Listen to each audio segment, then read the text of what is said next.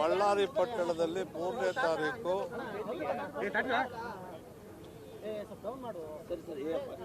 ವಾಲ್ಮೀಕಿ ಮಹರ್ಷಿಯ ಪುತ್ಥಳಿಯನ್ನು ಅನಾವರಣ ಮಾಡಲು ಸಿದ್ಧತೆ ನಡೆದಂಥ ಸಂದರ್ಭದಲ್ಲಿ 1ನೇ ತಾರೀಕು ನಡೆದಂಥ ಅಹಿತಕರ ಘಟನೆ ಬಗ್ಗೆ ಕೆಪಿಸಿಸಿಯ ಅಧ್ಯಕ್ಷ ಆದಂಥ ಡಿ ಕೆ ಶಿವಕುಮಾರ್ ಅವರು ಪಕ್ಷದ ಹಿರಿಯ ಮುಖಂಡರ ತಂಡವನ್ನು ರಚಿಸಿ ಇಲ್ಲಿ ನಡೆದಂಥ ಘಟನೆ ಬಗ್ಗೆ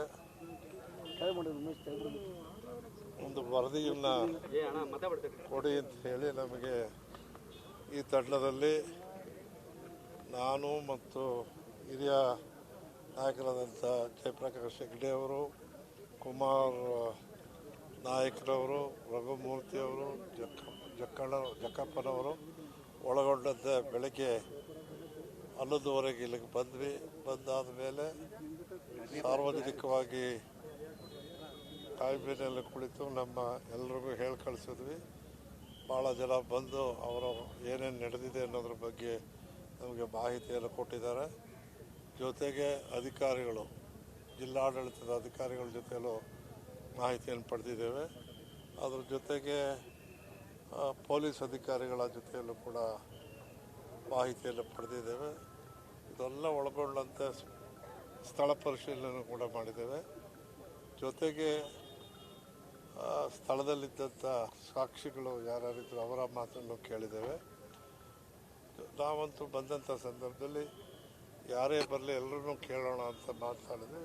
ಬಹಳ ಜನ ಸಾರ್ವಜನಿಕರು ಕೂಡ ಬಂದು ಅವರ ಅನಿಸಿಕೆಯನ್ನು ತಿಳಿಸಿದ್ದಾರೆ. ಇದನ್ನು ಒಳಗೊಂಡಂತೆ ವರದಿ ತಯಾರು ಮಾಡಿ ನಾವು ಕೆಪಿಸಿಸಿ ಅಧ್ಯಕ್ಷರಿಗೆ 3 ದಿನದಲ್ಲೇ ತಲುಪಿಸ್ತೇವೆ. ಅದ್ರ ಜೊತೆಗೆ ಒಂದು ಆಕಸ್ಮಿಕ ಮರಣ ಆಗಬಾರ್ದಾಗಿತ್ತು, ಅವ್ರ ಮನೆಗೂ ಕೂಡ ಭೇಟಿ ಕೊಡ್ತೇವೆ. ಪಕ್ಷದ ವತಿಯಿಂದ ಮತ್ತು ನಾವೆಲ್ಲ ಸೇರಿ ಅವರಿಗೆ ಸಹಾಯ ಮಾಡೋದಕ್ಕೂ ಕೂಡ ಮಾತಾಡ್ತಾ ಇದ್ದೇವೆ. ಅಲ್ಲಿ ಹೋಗಿ ಅವ್ರನ್ನ ರಾಜಶೇಖರ ರೆಡ್ಡಿ ಮನೆಗೂ ಕೂಡ ಭೇಟಿ ಮಾಡಿ ತದನಂತರ ನಾವು ಹೊಡ್ತಾ ಇದ್ದೇವೆ. 3 ದಿನದೊಳಗಾಗಿ ಪಕ್ಷದ ಅಧ್ಯಕ್ಷರಿಗೆ ನಮ್ಮ ಕಾರ್ಯವನ್ನು ಏನು ಮಾಡಿದೀವಿ ಅದರ ವರದಿಯನ್ನು ತಲುಪಿಸ್ತೇವೆ.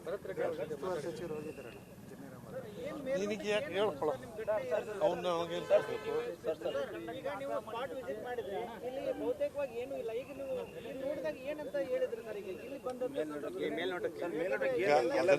ಅದನ್ನೆಲ್ಲ ಇಲ್ಲೇ ಹೇಳೋಂಗಿದ್ರೆ ನಮ್ಮ ವರದಿ ಇಲ್ಲ. ಯಾಕೆ